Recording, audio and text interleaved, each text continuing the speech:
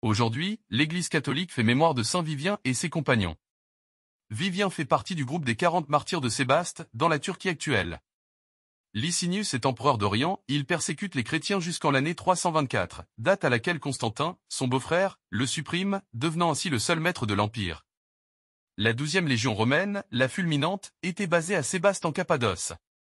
Un jour, on annonce pour le lendemain un sacrifice obligatoire pour tous en l'honneur des dieux païens. Parmi ces militaires, 40 chrétiens déclarent qu'il n'est pas question pour eux d'y prendre part.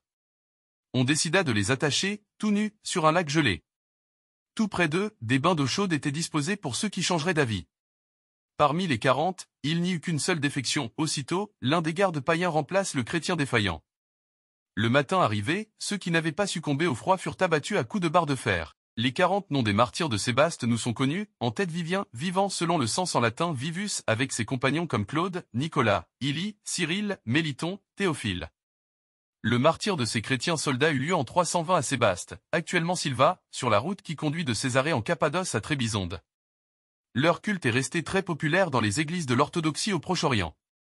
Il existe un autre saint Vivien qui vécut en France au vieux siècle.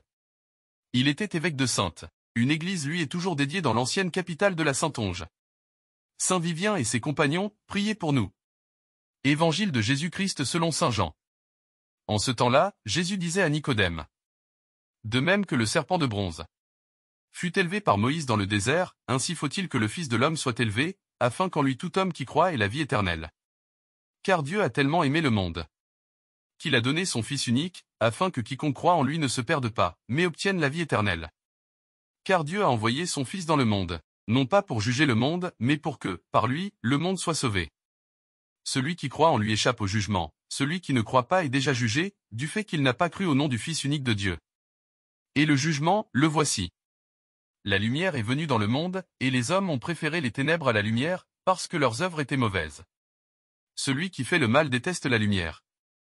Il ne vient pas à la lumière, de peur que ses œuvres ne soient dénoncées, mais celui qui fait la vérité vient à la lumière, pour qu'il soit manifeste, que ses œuvres ont été accomplies en union avec Dieu.